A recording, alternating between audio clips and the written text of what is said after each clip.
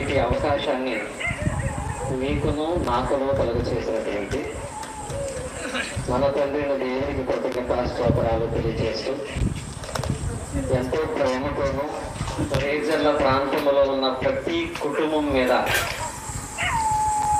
చక్కటి ఉద్దేశముతోనూ ఇట్టి కోరికను ఏర్పాటు చేసినటువంటి స్థానిక సేవకులు మారీష్ గారికి, వారి కుటుంబానికి, సహకరించిన సంఘానికి, మమ్మలను ప్రోత్సహించి అనేక పర్యాయాలు ముందుకు నడిపిస్తూ సేవలో పాలిభాగస్సులుగా చేసినటువంటి మా ప్రియులైనటువంటి రవి గారికి, మా తోటి సహదాసులకు నడిపిస్తున్నటువంటి ప్రతి ఒక్కరికి కూడా యేసుక్రీస్తు నామం అందరికీ వందనములు తెలియజేస్తున్నాము.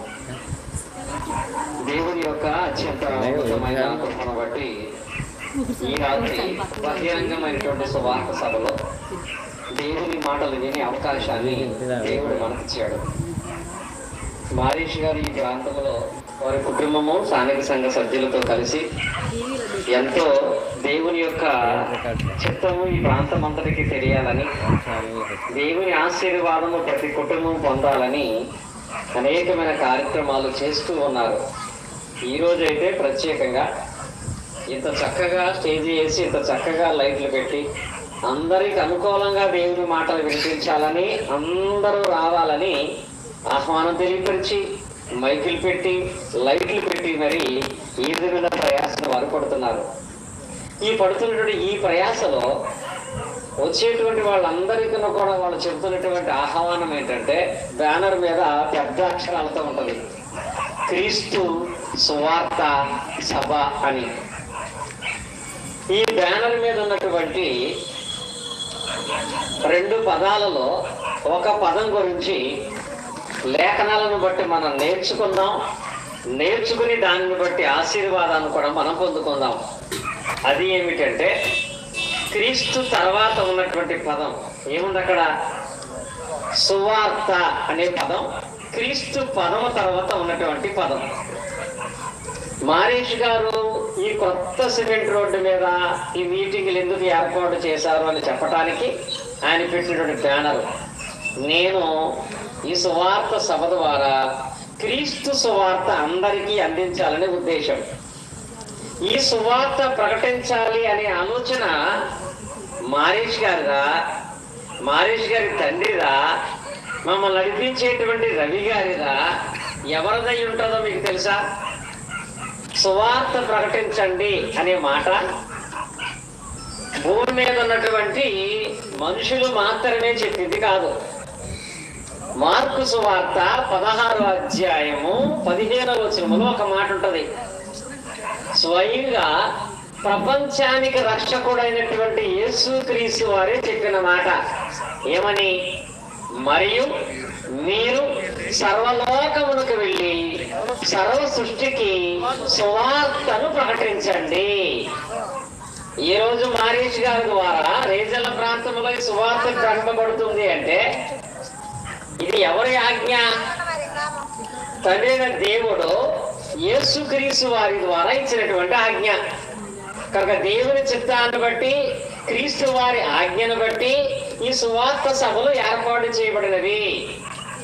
ఈ సువార్త అనేది ఒక సంబంధమైన జనాంగానికి, ఒక వంశానికి, ఒక ప్రాంతానికి చెందింది కాదు. పెళ్లిళ్ళు ఉన్నాయి, ఆయన తరపులు మాత్రమే ఆ పెళ్లికి వెళ్తారు. కొన్ని కార్యక్రమాలు ఉన్నాయి, ఆ వర్గం వాళ్ళు మాత్రమే పాల్గొంటారు. కానీ సువార్త అనే దానికి సర్వలోకానికి కూడా ఇన్విటేషన్ ఉంది, సర్వలోకానికి కూడా ప్రకటించబడినటువంటి ఆజ్ఞ ఉంది. కనుక ఈ సువార్త సభ అనేది ఏర్పాటు చేయబడింది.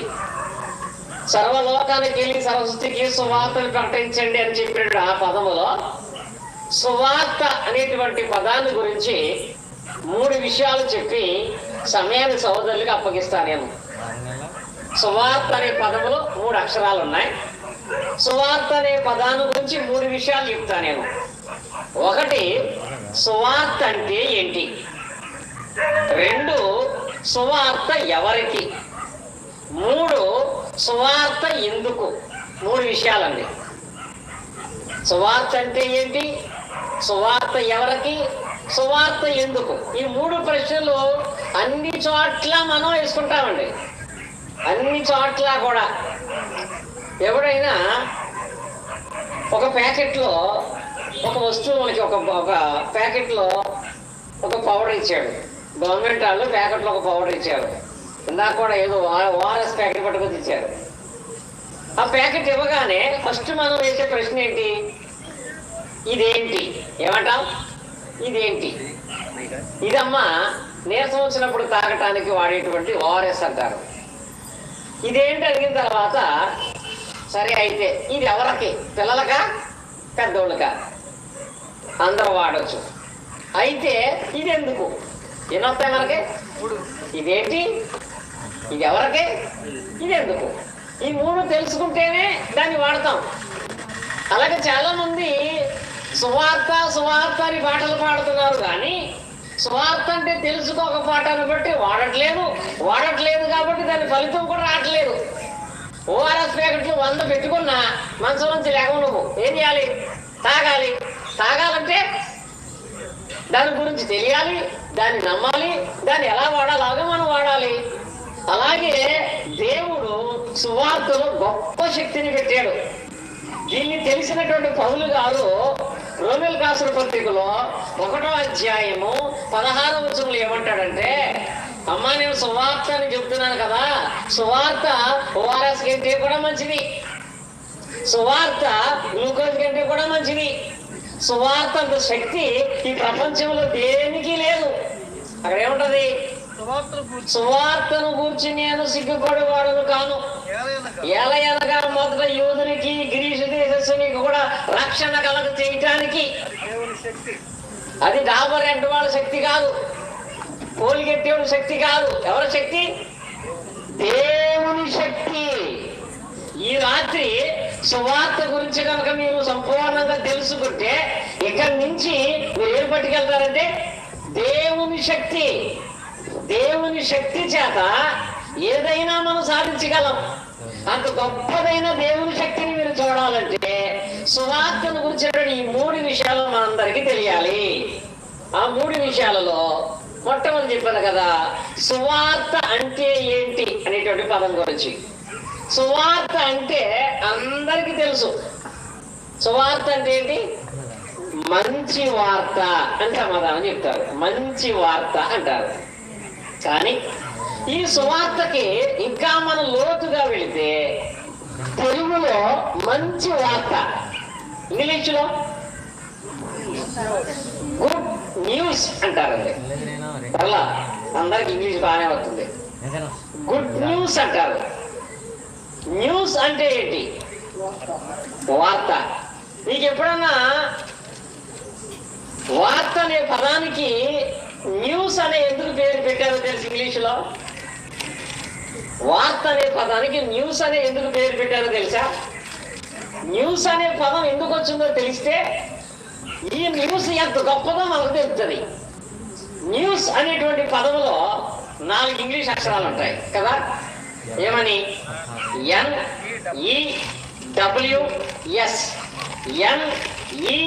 NEWS 4 అక్షరాలు. 4 అక్షరాలతో కూడినటువంటి ఆ పదం ఎందుకు పెట్టారో తెలుసా? చాలా మంది న్యూస్ వస్తున్నాయి చూడాలంటారు, కానీ న్యూస్ అంటే ఆ పదం ఎందుకు పెట్టారంటే N అంటే నార్త్ అంటే ఉత్తరం, E అంటే ఈస్ట్ అంటే తూర్పు, S అంటే సౌత్ అంటే దక్షిణం, NEW అంటే వెస్ట్ అంటే పడమర, S అంటే దక్షిణం. అంటే న్యూస్ అనే పదానికి అర్థం ఏంటంటే నార్త్, ఈస్ట్, వెస్ట్, సౌత్. ఈ 4 దిక్కుల నుంచి వచ్చేటువంటి వార్తలు చెప్పబడుతున్నాయి కాబట్టి 4 దిక్కుల విషయాలు న్యూస్ అయింది. అర్థమైంది మీకు? 4 దిక్కుల నుంచి సేకరించినటువంటి విషయాలు మాట్లాడటాన్ని న్యూస్ అంటారు. ఇది టీవీలో వచ్చే న్యూస్, టీవీలో మనం చూసే న్యూస్. కానీ ఇప్పుడు మేము చెబుతున్న న్యూస్ 4 దిక్కుల నుంచి వచ్చింది కాదు, 4 దిక్కులు రక్షించేది. ఏంటది? ఈ న్యూస్ అనేది 4 దిక్కుల నుంచి వచ్చింది కాదు. జమ్మూ కాశ్మీర్లో మన భారతదేశానికి ఉత్తరంలో ఏమున్నాయి తెలుసా? కాశ్మీర్ ఉంది. తూర్పులో ఏముంది? బంగాళాఖాతం ఉంది. పడమరలో ఏముంది? అరేబియా సముద్రం ఉంది. దక్షిణంలో ఏముంది? హిందూ మహాసముద్రం ఉంది. కనుక 4 దిక్కుల నుంచి బంగాళాఖాతంలో గురించి, స్పేస్ గురించి కొన్ని వార్తలు, అరేబియా సముద్రం కొన్ని వార్తలు, హిందూ మహాసముద్రం నుంచి కొన్ని వార్తలు వచ్చినాయి కాదండి. 4 దిక్కుల నుంచి వచ్చింది న్యూస్. అయితే 4 దిక్కులలో ఉన్నటువంటి వాళ్ళకి రక్షణ కలిగించేది గుడ్ న్యూస్. అదే సువార్త. అందుకే దీనిని న్యూస్ అనకుండా అన్ని చోట్ల నుంచి సేకరించేది న్యూస్, కానీ అన్నిటికీ పరిష్కారం చెప్పేది గుడ్ న్యూస్ అని బైబిల్లో పెట్టారు. గుడ్ న్యూస్ అంటే అన్ని ప్రాంతాలటువంటి వారిని రక్షించేటువంటిదిగా ఉన్నటువంటి దాన్ని గుడ్ న్యూస్ అనే పదాన్ని మనం వాడతాం. ఈ గుడ్ న్యూస్ కి ఇంకొక పదం కూడా పెట్టవచ్చు. అపోస్తలుడు పౌలు గారు చదువుకున్న రోమపత్రిక 1:16లో ఈ సువార్త అనే దానిని ఎవరు వార్తగా చెప్పాడంటే, ఎవరు శక్తిగా చెప్పాడంటే దేవుని శక్తి. అంటే గుడ్ న్యూసే కానీ ఇది గాడ్ న్యూస్ కూడా. ఏ న్యూస్? గాడ్ న్యూస్ అంటే దేవుని వార్తలు, దేవుని మాటలు కూడా. గుడ్ న్యూస్ లో గాడ్ న్యూస్ ఉంది. గుడ్ న్యూస్ తెలియాలంటే అది గాడ్ న్యూస్ అనే విషయం కూడా మనం అర్థం చేసుకోవాలి. గాడ్ న్యూస్ అంటే ఈ రోజుల్లో అసలు సువార్త గురించి తెలియాలంటే, గుడ్ న్యూస్ తెలియాలంటే గాడ్ న్యూస్ తెలియాలి మనకి. గాడ్ న్యూస్ అంటే దేవుని గురించిన విషయాలు మనకు తెలియాలి. నేటి దినాలలో చాలా మందికి దేవుడు అంటే ఎలాంటి అభిప్రాయం ఉందంటే, ఎలక్షన్ టైం కాబట్టి ఎవరికి ఇష్టం వచ్చిన ఛానల్ వాళ్ళు చూస్తున్నారు. ఇందాక కూడా వాళ్ళ ఛానల్ వాళ్ళు చూసి వాళ్ళ ఛానల్ చెప్పేటప్పుడు అదే పెట్టంటారు మహేష్ బాబు గారు. ఇంకొక ఆయన చూసి అదే పెట్టంటారు ఆయన. అంటే ఎవరి ఉద్దేశం, ఎవరి అభిప్రాయాన్ని బట్టి వాళ్ళు ఆ రంగాల మీద వాళ్ళ యొక్క అభిప్రాయాన్ని కలిగి ఉంటున్నారు. చివరికి దేవుని గురించి కూడా పూర్తిగా తెలియక వాళ్ళు అనుకున్న దాని ప్రకారంగానే దేవుని గురించి అదే ఆలోచన కలిగిన వారుగా ఉంటున్నారు. నేటి దినాలలో దేవుడు అంటే ఎలాంటి వార్తలు నమ్ముతున్నారు అంటే, దేవుడు అంటే ప్రస్తుత కొన్ని ప్రభుత్వాలలో కొన్ని పథకాలు ఉన్నాయి. 108 ఉందండి. 108 అంటే దేనికి సంబంధించింది? దేనికి? ఆరోగ్యానికి సంబంధించింది. ఆ నెంబర్ ఎప్పుడు చేయాలి? అనారోగ్యం వచ్చినప్పుడు మాత్రమే. ఖాళీగా ఉన్నాను, మా ఇంట్లో ఎవరో మాట్లాడతలేదు, 108 చేసి మాట్లాడతానంటే కనుక నేను తీసుకెళ్ళి పడేస్తారు. 100 ఉంది. అది ఎప్పుడు? పోలీసులు చేసే నెంబరు. సమస్యలు వస్తే, గొడవలు వస్తే అప్పుడే ఆ నెంబర్ జోలికి వెళ్ళాలి. మిగతా టైంలో ఆ నెంబర్ జోలికి వెళితే సమస్యలు పోవు, లేని సమస్య వస్తుంది. అలాగే 104 ఉంది. ఇది దేనికి సంబంధించింది? 101 అండి. దేనికి సంబంధించింది తెలుసా? ఫైర్ స్టేషన్కి. అది ఎప్పుడు చేయాలి? ఏదైనా తగలబడిపోతున్నప్పుడు ఫైర్ స్టేషన్కి ఫోన్ చేయాలి. మా ఇంట్లో టీ ఇరిగిపోయిందని ఫోన్ చేస్తే మనల్ని ఎరగొడతారు. అంటే ఈ నెంబర్లు ఎందుకు? 108 ఉంది, అనారోగ్యం వచ్చినప్పుడు మాత్రమే. 100 ఉంది, సమస్యలు వచ్చినప్పుడు మాత్రమే. 101 ఉంది, ఏదైనా ప్రమాదం, అగ్ని ప్రమాదం జరిగినప్పుడు మాత్రమే. అలాగే దేవుడి గురించి కూడా అలాగే అనుకుంటారు అందరూ. కొంతమందికి దేవుడు అంటే అనారోగ్యం వచ్చినప్పుడు మాత్రమే దేవుడు. జ్వరం వచ్చినప్పుడు మహేష్ గారు రావాలి, ప్రార్థన చేయాలి. జ్వరం వచ్చినప్పుడు మాత్రమే ప్రార్థనకి వెళ్ళాలి. ఆ టైంలో తప్ప మిగతా టైంలో దేవుడికి మనకు సంబంధం లేదు. మిగతా టైంలో దేవుడిని మనం జ్ఞాపకం చేసుకోకూడదు. కొంతమందికి దేవుడు అంటే సమస్యలు ఎక్కువైపోయినప్పుడు, కోడలికి అల్లుడికి కొడుక్కి పడనప్పుడు, భర్తకి భార్యకి పడనప్పుడు, ఇరుగు సమస్యలు ఎక్కువైపోయినప్పుడు అప్పుడు మాత్రమే దేవుడి దగ్గరికి వెళ్తారు. అంటే వీళ్ళ దృష్టిలో దేవుడు అంటే 100. కొంతమంది వాళ్ళకు సాధ్యం కానంత విధంగా కుటుంబాలు తగలబడిపోతుంటే అప్పుడు వస్తారు దేవుడి దగ్గరికి. అంటే వాళ్ళ ఉద్దేశంలో దేవుడు అంటే 101 అని. వాస్తవంగా దేవుడు అంటే ఎవరు? 108, 100, 101. ఏమై ఉన్నాడు ఆయన? ఆయన గురించి పౌలు గారు ఏం చెప్పాడు? దేవుడు అంటే మీరు అలా అనుకోవద్దు. దేవుడు అంటే గొప్ప సర్వశక్తిమంతుడు దేవుడు అయి ఉన్నాడు. దేవుడు అంటే మీరు ఏం తెలుసుకోవాలి అంటే, ఇంగ్లీషులో దేవుడు అనే పదాన్ని మనం ఏమని వాడుతున్నాం? గాడ్ అనే పదాన్ని వాడుతున్నాం. గాడ్ అనే పదములో దేవుడు అంటే ఏంటో మనకు తెలుస్తుంది. ఆ దేవుని కెపాసిటీ తెలిస్తే ఇది మనకు సువార్త కాదు అర్థమవుతుంది. ఆ సువార్తను మనము సంపూర్ణంగా నమ్ముతాం. GOD గాడ్ అనే పదం ఉంటుంది ఇంగ్లీష్లో. దీని యొక్క అర్థాన్ని బైబిల్ ప్రకారంగా చూస్తే, డిక్షనరీ కాదు.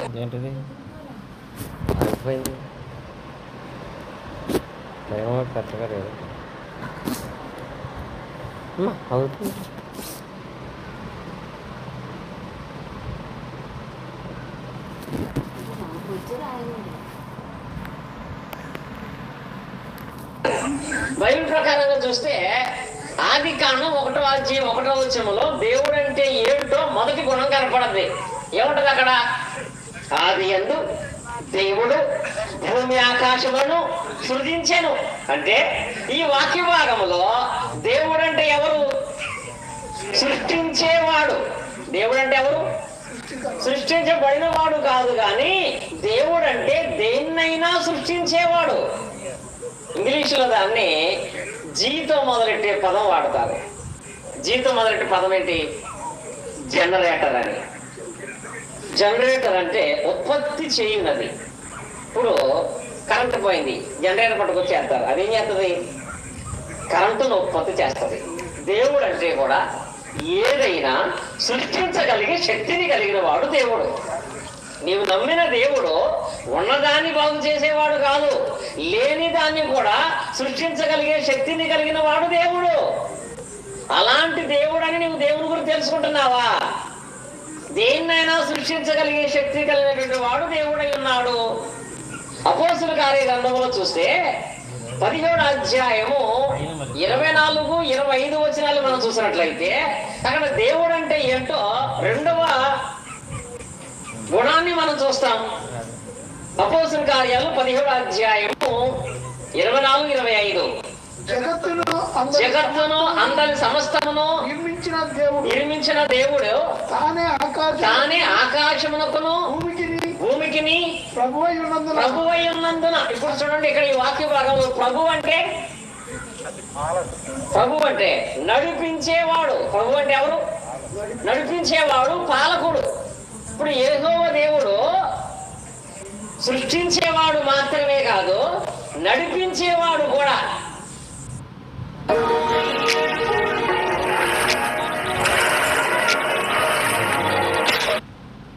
నడిపించేవాడు ఇంగ్లీష్లో ఏమంటారు?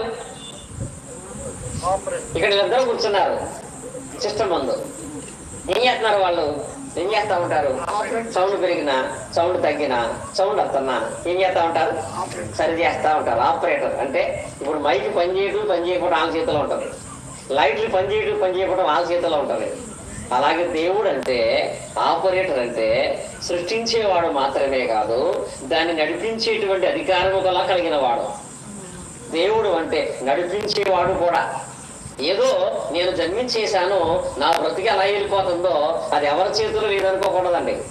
నీవు ఎలా నడవాలో, నిన్ను ఎలా నడిపించాలో నీ మీద పూర్తి అధికారం కలిగిన వ్యక్తి ఎవరంటే మహోన్నతమైన దేవుడు. దేవుడు అంటే అవసరాన్ని జ్ఞాపకం చేసుకునేవాడు కాదు, దేవుడు అయితే ఏదైనా సృష్టించగలిగిన వాడు. దేవుడు అంటే సమస్తాన్ని నడిపించేటువంటి వాడు. అంతరిక్షంలో నక్షత్రాలు, సూర్యచంద్రులు, భూమి ఇవన్నీ నడిపించేది ఎవరంటే దేవుడే. శూన్యంలో భూమి వేలాడుతుందండి. 24 గంటలు ఒకసారి తనకు తాను అలా తిరుగుతుంది. భూమి తిరగకపోతే భూమి మీద మనకు జీవనం లేదు. ప్రతినిత్యము దాన్ని ఎవరు తిప్పుతున్నారు? ఇందాక ఈ నెల కరెంటు బిల్లు 3,500 వచ్చిందట. ఎందుకు వచ్చిందంటే ఒక ఏసీ తిరగటానికి కరెంటు బిల్లు 3,500 ఒక ఏసీ. మరి భూమి తిరగటానికి కనుక రేట్ అయితే ఎంత అవుతుంది?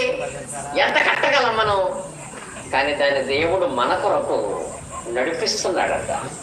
ఈ సృష్టి యావత్తు కూడా నడిపించే అధికారం కలిగినటువంటి వాడు దేవుడై ఉన్నాడు. అలాంటప్పుడు ఆయన దగ్గర ఎలా ఉండాలండి? మా రవి గారు జంక్షన్ నుంచి మమ్మల్ని రేజల్ దాకా తీసుకొచ్చారు.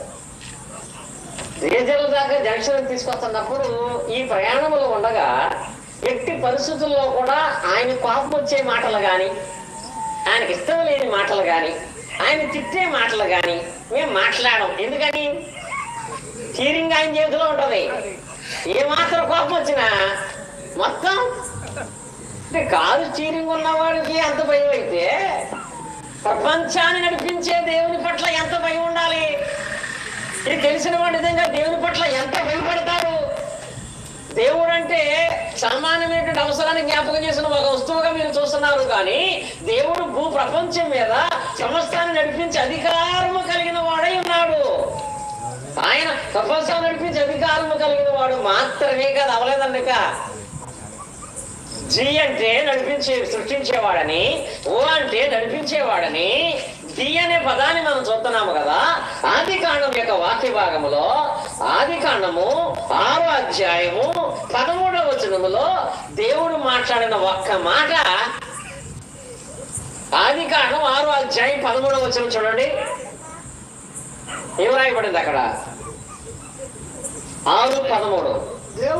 దేవుడు నోవహుతో సమస్త శరీరం మూలముగా నిండి ఉన్నది గనుక నా సన్నిధిని వారి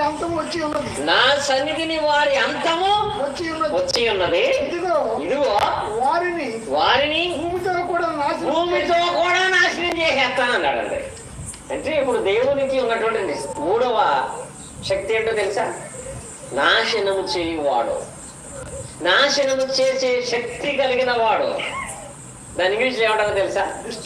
డిస్ట్రాయర్ అంటారంటే దేనినైనా నాశనం చేసే శక్తి దేవునికి ఉందండి. దేవుడు అంటే సృష్టించగలిగిన వాడు, దేవుడు అంటే నడిపించేవాడు, దేవుడు అంటే నాశనం చేయగలిగిన వాడు.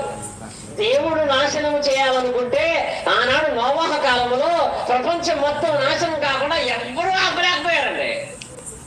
ఆనాడు దేవుడు భూమి మనుషుని యొక్క ఆలోచనను బట్టి భూమి అంతా బలత్కారంతో నిండిపోయింది, అసలు ఈ భూమిలో వద్దనుకున్నాడంటే. అనుకున్నటువంటి కొద్ది రోజుల్లో భూమి మొత్తం నీటిలో మునిగిపోయింది. మరి ఈ రోజుల్లో ఈ రేజర్లో నాకు వద్దనుకుంటే దేవుడు ఎలా ఉంటది?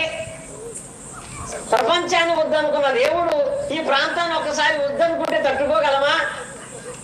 ఈ ప్రపంచాన్ని ఒక్కసారి వద్దనుకుంటే మనం తప్పించుకోగలమా? అలాంటి సర్వశక్తి కలిగిన దేవుడు ఇంకా ఎందుకు మౌనంగా ఉన్నాడో తెలుసా?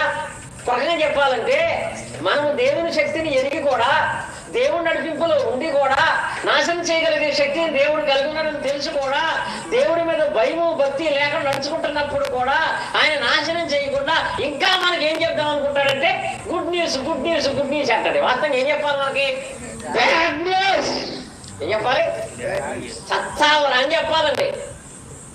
ఎంత పరిస్థితుల్లో కూడా ఇంకా మారకపోయినా, ప్రతి నెల క్లాసులు పెడుతున్నా మారకపోయినా, సువార్త సభలు చెబుతున్నా మారకపోయినా, ఎంత మారకపోయినా దేవుడు ఇంకా మళ్ళీ సభలు పెట్టి గుడ్ న్యూస్ అంటున్నాడు. గుడ్ న్యూస్ గా చెప్పి మనుషులకు మన విషయంలో తగిన మార్పును కలగచ్చే ఉద్దేశాన్ని ఆయన మన పట్ల కలిగినటువంటి వాడై ఉన్నాడు. అలాంటి దేవుడు సువార్త అనేటువంటి దాన్ని గుడ్ న్యూస్ గా మనకి చెప్పాలనుకుంటున్నాడు. ఇప్పుడు రెండవది, ఈ గుడ్ న్యూస్ అనేది ఎవరికి? ఈ గుడ్ న్యూస్ అనేది ఎవరికి అనేది ఆలోచించండి. కొన్ని కలర్స్ ఉంటాయి. రైల్వే ట్రాకుల దగ్గర, సముద్ర తీరాలలో కొన్ని కలర్స్ పెడతారు. రైల్వే గేట్ దగ్గర ఈ మధ్య కూడా పెట్టారు. వైట్ ఉంది,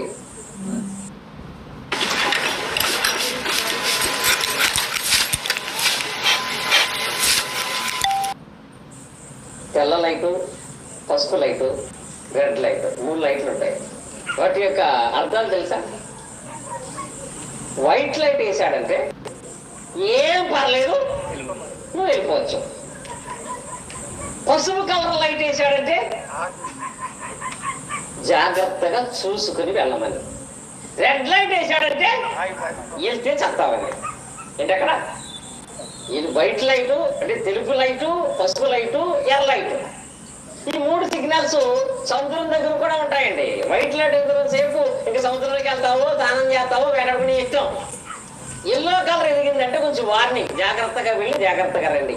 రెడ్ లైట్ వెలిగిందంటే ఇక ప్రమాదం అనేది ముంచుకు వచ్చేసింది కాబట్టి, ప్రమాదం కాబట్టి నీవు మరింత జాగ్రత్తగా వాడుగా సురక్షితమైన ప్రాంతంలో ఉన్నటువంటి విషయాన్ని గురించి అక్కడ రాయబడింది.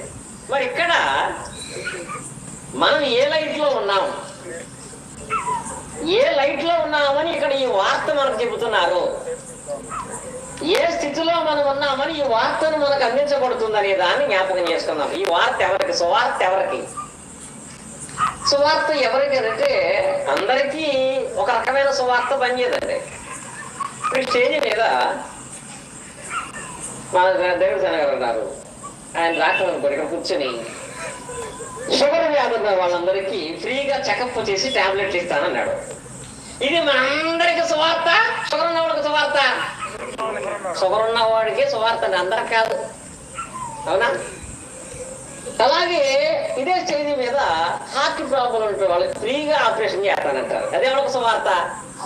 హార్ట్ పేషెంట్ గా ఉన్నటువంటి వాళ్ళకు మాత్రమే సువార్త. ఇంతకంటే మరి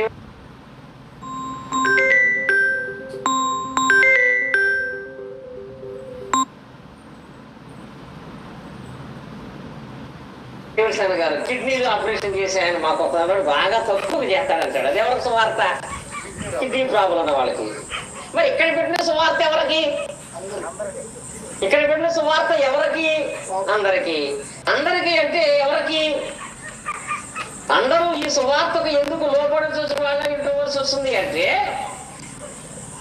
షుగర్ చెకప్ ఫ్రీ అన్నాడంటే షుగర్ ఉన్న వాళ్ళకి, హార్ట్ ఆపరేషన్ ఫ్రీ అన్నాడంటే హార్ట్ ప్రాబ్లం ఉన్న వాళ్ళకి, కిడ్నీ టెస్ట్లు ఫ్రీ అన్నాడంటే కిడ్నీ ప్రాబ్లం ఉన్న వాళ్ళకి. మరి ఇక్కడ సువార్త అందరికీ అంటున్నారంటే, ఈ సువార్త అందరికి అవసరం అంటున్నారంటే అందరికీ ఉందన్నమాట జబ్బు. ఏముంది? అందరికీ జబ్బు ఉంది కాబట్టి అందరికీ సువార్త.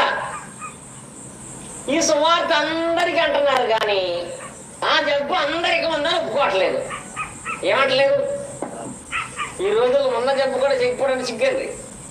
డాక్టర్ కూడా చెప్పుకోకపోవడానికి బట్టి కూడా కొంతమందికి ఎక్కువైపోతుంది. ఆ సమస్య ఉంటుంది. చెప్పుకుంటే వాళ్ళు ఏమనుకుంటారు, చెప్పుకుంటే వీళ్ళు ఏమనుకుంటారని ముదిరిపోయి చివరికి ఎందుకు పనికిరాని పరిస్థితుల్లో ఫైనల్ గా డాక్టర్ దగ్గరికి వెళ్ళినా డాక్టర్ గారు కూడా ఏం చేయాలంటారండి. అలాగే ఇప్పుడు సువార్తను వినగానే నిజమే ఈ సువార్త మాకే అంటున్నారు కానీ ఈ సువార్త మీకే ఎందుకు అవుతుంది? నిజంగా సువార్త ఎవరికి? ఎవరికి సువార్త? ఎవరికి ఏ జబ్బు ఉంటే ఈ సువార్త వలన ఫలితం ఉంటుంది అంటే, రోమిలకు రాసిన పత్రికలో 3వ అధ్యాయము 23వ వచనాన్ని మనం చూసినట్లయితే ఇక్కడ ఉన్నటువంటి వాక్య భాగంలో ఈ సువార్త ఎవరికంటే అందరికి ఎందుకు సువార్త అవసరమైందంటే, రోమా 3:23 ఏముంది? ఏ భేదము లేదు, అందరూ పాపము చేసి దేవుడు అనుగ్రహించు మహిమను పొందలేకపోతున్నారు.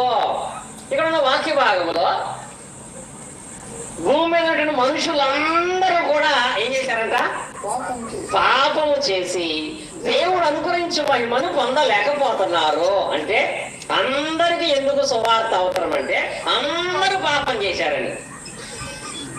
అందరూ పాపం అనేటువంటి జబ్బు చేసిన వాళ్ళగా ఉన్నారు కాబట్టి అందరికీ సువార్త అవసరమని మీరు అన్నారు.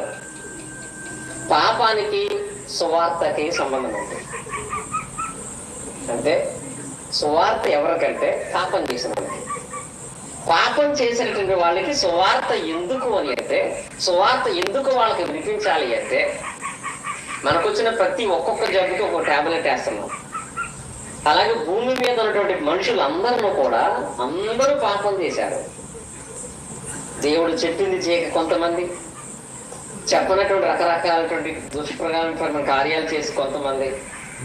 వ్యభిచారము పాపమే, అబద్ధము పాపమే. మనకి వ్యభిచారం పాపం అనుకుంటాము కానీ అబద్ధం పాపం అనుకోము. రెండు పాపం కదా. ఇలాగా చిన్నది చేసినా పెద్దది చేసినా భూమి మీద ఉన్న మనుషులందరూ కూడా పాపం చేసేసారు. ఈ పాపం అనే జబ్బు మనుషులు ఎలా ఉందంటే, నిజంగా జబ్బు యొక్క స్థితిని చూస్తే దాని మెడిసిన్ యొక్క అవసరం ఎంతో మనకు అర్థమవుతుంది. ఆ జబ్బు ఏ స్టేజ్లో ఉందో చెప్పడానికి సువార్త. యెషయా గ్రంథంలో మనుషుల యొక్క పాపం అనేది ఏ స్థితిలో ఉందో చెప్పి, ఆ స్థితిలో ఆ పాపం ఉంది కాబట్టి ఈ సువార్త దాని కొరకు అవసరం అనే మాట రాయబడి యెషయా గ్రంథంలో 1వ అధ్యాయం మనం చూసినట్లయితే యెషయా గ్రంథం 1వ అధ్యాయం 5వ వచనం చూడండి.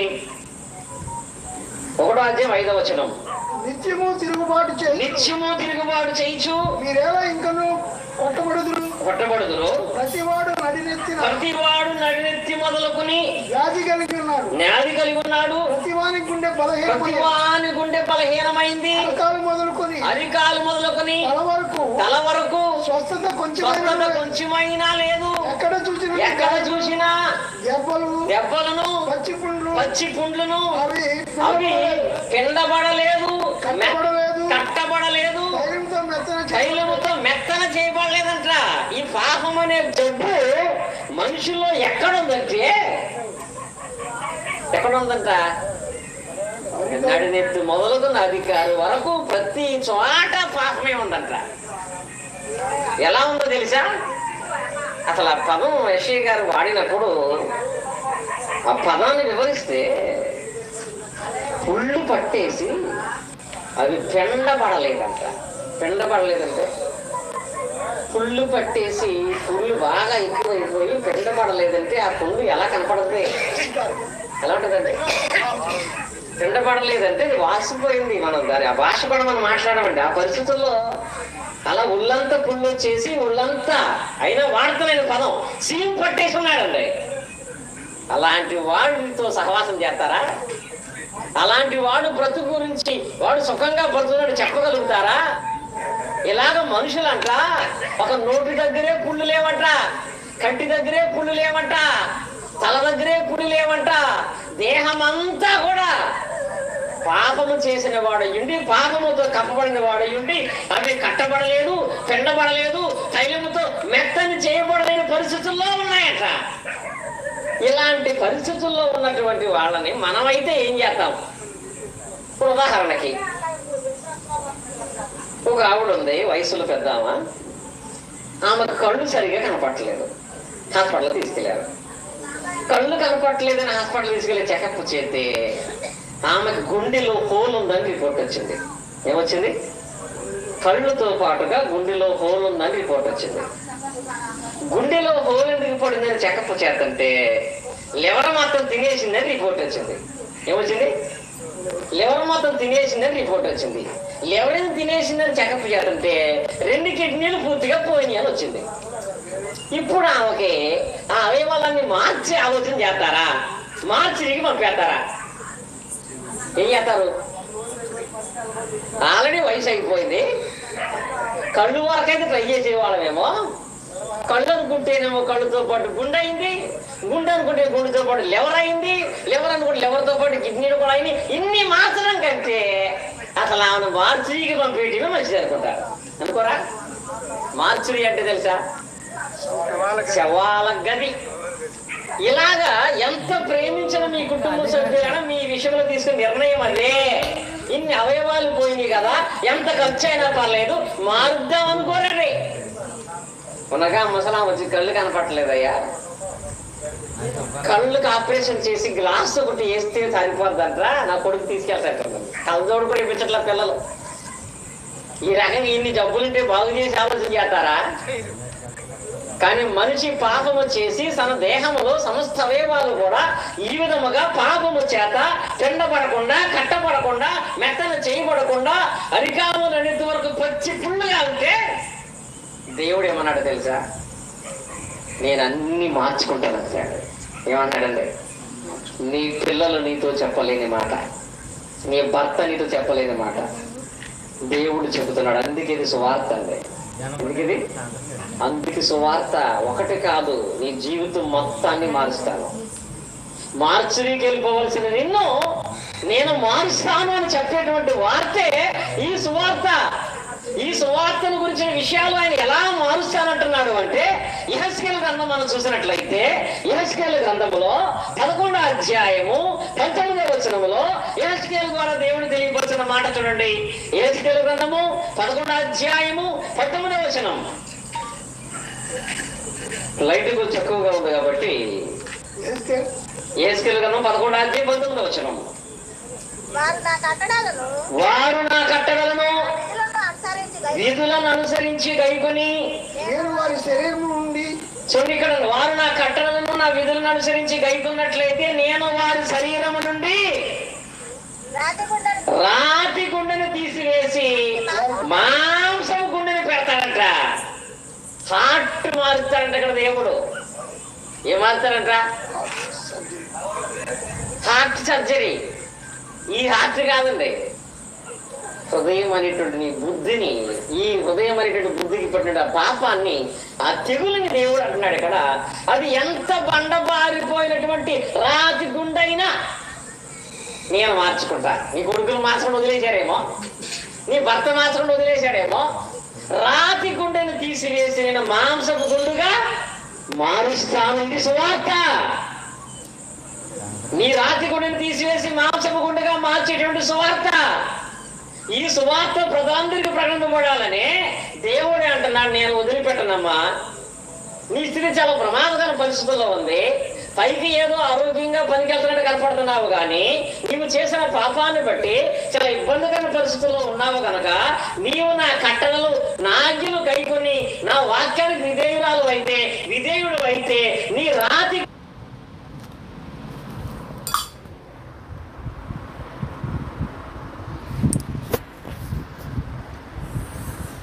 గుండెను తీసివేసి మాంసం గుండెని తనకున్నాడు ఆయన. ఇంకో చోట నిజంగా అరికాల నుండి అరెత్తు వరకు కూడా పచ్చి పుళ్ళు అంటే ఆడికి ఏ లైట్ పెట్టవచ్చు? తెల్ల లైటా, పసుపు లైటా, రెడ్ లైటా? ఆపరేషన్ థియేటర్కి వెళ్ళినప్పుడు రెడ్ లైట్ వేస్తే ఆపరేషన్ జరుగుతుందని అర్థం. ఆపరేషన్ థియేటర్ పెట్టి రెడ్ లైట్ పెడతారు. ఒక ఆయన అడిగాడు, మరీ 0 క్యాన్లు బలు పెట్టారంటే అక్కడ డబ్బులు లేవు హాస్పిటల్కి. ఆడు డబ్బులు లేక రెడ్ లైట్ పెట్టండి. వాళ్ళు థియేటర్ తీసుకెళ్ళి రెడ్ లైట్ పెట్టారంటే ఐసీయూలో అది ప్రమాదకర పరిస్థితుల్లో వైద్యం జరుగుతుంది అని. లైట్ ఆరిపోయిందంటే దాని అర్థం ఆపరేషన్ అయిపోయిందని, లేకపోయింది, పోయాడని కాదు. లైట్ ఆరిపోయిందంటే ఆపరేషన్ అయిపోయిందని. ఆపరేషన్ థియేటర్ దగ్గర లైట్ ఆరిపోయిందంటే ఆపరేషన్ సక్సెస్ అయిందని. కానీ దేవుని విషయంలో నీకు రెడ్ లైట్ వెలిగిందంటే నీకు ఆపరేషన్ చేయాలని. ఇలా రెడ్ లైట్ వచ్చేసింది అందరికి. ఫైనల్ స్టేజ్లో అందరూ పాపం చేసేసి ఎలాంటి వ్యాధితో బాధపడుతున్నారు. ఎలాంటి వ్యాధితో బాధపడుతున్న వాళ్ళకి ఏమిటో తెలుసా? ఆ బల్బు నేను మార్చుకుంటానన్నాడు దేవుడు. ఈ బల్బు రెడ్ లైట్ మార్చి నేను దాన్ని తెల్ల లైట్ గా, ఎంత వైట్ లైట్ అంటే యెషయా గ్రంథం చూడండి.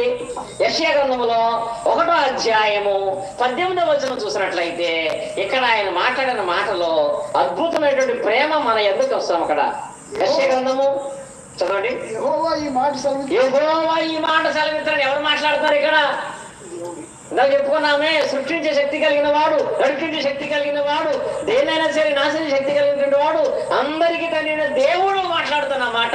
యెహోవా ఎలాగో సెలవిస్తున్నాడు, రండి మన వివాదం తీర్చుకుందాము. నీ పాపములు ఎర్రని, నీ పాపములు రక్తం వలె ఎర్రనమైనను, అవి హిమము వలె తెల్లబడును, కెంపు వలె ఎర్రనమైనను, అవి గొర్రె బొచ్చు వలె తెల్లని బాగుంది. ఏమన్నాడు అక్కడ ఆయన? అమ్మ మీకు రెడ్ లైట్ వచ్చేసిందా? ఏం పర్లేదు, రండి. ఎక్కడికి? ఎక్కడికి? సువార్త జరుగుతున్న స్థలానికి రండి. వాకింగ్ చెప్పబడుతున్న స్థలానికి వెళ్ళండి. రేజల ప్రాంతంలో దేవుడు అలాంటి ఒక ఫ్రీ చెకప్ హాస్పిటల్ పెట్టాడు. మారేష్ గారి ద్వారా ఈ చర్చి బిల్డింగ్ లో ప్రతి వారం ఒక ట్రీట్మెంట్ జరుగుతుంది. మీరు అక్కడికి వెళితే అక్కడ వైద్యం చేసేది మారేష్ గారు కాదు, అక్కడ వైద్యం చేసేది దేవుడు. ఆ దేవుడు అంటున్నాడు, మీరు ఎలాంటి పాప స్థితిలో ఉన్న వాళ్ళైనా, రాతి గుండె కలిగిన వాళ్ళైనా, రెడ్ లైట్ వచ్చేసిన వాళ్ళైనా రండి, మన వివాదం తీర్చుకుందాం. మీ పాపములు రక్తం వలె ఎర్రనమైనను, హిమం వలె తెల్లగా. హిమం అంటే తెలుసా? హిమం అంటే ఏంటి? మంచు అండి. మంచు ఎంత తెల్లగా ఉంటుంది. హిమాలయ పర్వతాలు ఎంత తెల్లగా కనపడతాయి. నీ బ్రతుకు ఎంత రెడ్ అయిపోయినా, అందరూ కూడా నేను అసహించుకున్నా, నా దగ్గరకు వస్తే ఈ రంగు మొత్తం మారుస్తా, నేను నీ జీవితం మొత్తం మారుస్తాను, రండి మన వివాదము తీర్చుకుందామని చెప్పి రెడ్ కలర్ ని వైట్ కలర్ గా పాపాత్ముని నిన్ను పరిశుద్ధులుగా చేయటానికి దేవుడు ఈ సంకల్పం చేసి ఇప్పుడు ఎండకాలంలో ఉన్న వాళ్ళందరికీ వార్త, రాతి గుండె కలిగినటువంటి వాళ్ళందరికీ వార్త, పాపం ఉన్నటువంటి వాళ్ళందరికీ ఈ వార్త. ఏ వార్త ఇది? సువార్త. ఇది సువార్తకు లోపడినటువంటి వాళ్ళగా మనం ఉంటే దాని యందు అద్భుతమైనటువంటి ఆ కార్యాలు చూడగలుగుతాము. లేదనుకున్నారా? పాపం చేసేసాము, పాపం చేసాం మనకు తెలుసు, కానీ ఇప్పుడు చేశాను పాపం, ఏదో కారణాన్ని బట్టి పాపం చేశాను. నేను చేసినటువంటి ఆ పాపాలకు ఇప్పుడు స్పెషల్గా మళ్ళీ వెళ్ళి అవన్నీ తీసుకోవటం అనవసరం, అది ఎందుకులే అని అనుకుంటే పరిస్థితి ఎలా ఉంటుందంటే, ఒక ఆయన చెప్పాడు, చేసిన పాపం మనం మర్చిపోతామేమో కానీ ఆ పాపం మనల్ని వదిలిపెట్టదండి. ఏం చేస్తుంది? పాపం చేసినవాడు చేసిన పాపాన్ని మర్చిపోతాడు, కానీ ఆ పాపం మాత్రం మనల్ని ఎప్పుడు వదిలిపెట్టదు.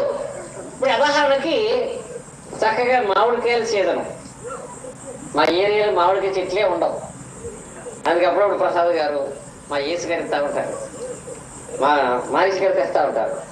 ఇలాంటి మామిడికాయ సీజన్లో ఒక మామిడికాయ తిని టెంక పడేశాడు. మామిడికాయ తిన్నవాడు మామిడికాయ తిని టెంక పడేశాడు. మామిడికాయ తిన్న విషయం వాడు మర్చిపోతాడు, కానీ పడేసిన టెంక ఏమవుద్ది? అది మొలకెత్తి తిరుగుతూనే ఉంటది. ఆ చెట్టు అంటదంతా, తిని నువ్వు మర్చిపోయావు కానీ నేను మర్చిపోలేదు. నీకు మామిడి చెట్టు పెరిగితే మంచిదే, పాపం పెరిగితే మాత్రం చాలా చెడ్డది. ఏది పెరగకూడదు? నువ్వు పాపం చేసి మర్చిపోతే అది ఏమీ లేనటువంటి స్థితిలో అలా ఉండదండి. నువ్వు పాపం చేసి మర్చిపోయావేమో కానీ నువ్వు చేసిన పాపం రోజు రోజుకి అది పెరుగుతూనే ఉంటది. అది పెరుగుతూనే ఉండి ఫైనల్ గా మనకి ఇచ్చే గిఫ్ట్ ఏంటో తెలుసా? రోమపత్రికలో 6వ అధ్యాయము 23వ వచనం మనం చూసినట్లయితే ఫైనల్ గా పాపం ఇచ్చేటువంటి గిఫ్ట్ ఏంటో తెలుసా? 6:23 అండి, 3:23 కాదు. పాపం వలన వచ్చే జీతము మరణము. సరే, ఇది పెరిగితే వచ్చేది ఏంటో తెలుసా? మామిడికాయ చెట్టు పెరిగితే మళ్ళీ మామిడికాయలు వస్తాయి, పాపం పెరిగితే సావత్తది. అందుకే అంటున్నాడు ఆయన, నీకు సువార్త, నీ పాపం పెరగకముందే, క్రీస్తు రాకముందే, నీ ప్రాణం పోకముందే ఇక్కడ పెట్టిన సువార్తలో ఉన్నటువంటి సువార్తను అంగీకరిస్తే ఆ సువార్తనందు దేవుని ఎంతో గొప్ప ఉన్నతమైనటువంటి కార్యాలను మనం చూడగలుగుతాము. పాపం వల్ల వచ్చే జీతము మరణం.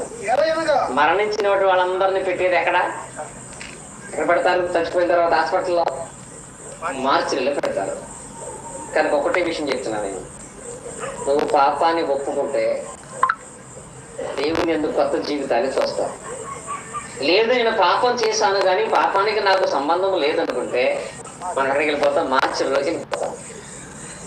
పాపం వల్ల వచ్చేటువంటి మార్చిరి ఏదో తెలుసా? గవర్నమెంట్ హాస్పిటల్లో ఉండే మార్చిరి వేరు, బైబిల్లో ఉండే మార్చిరి వేరు.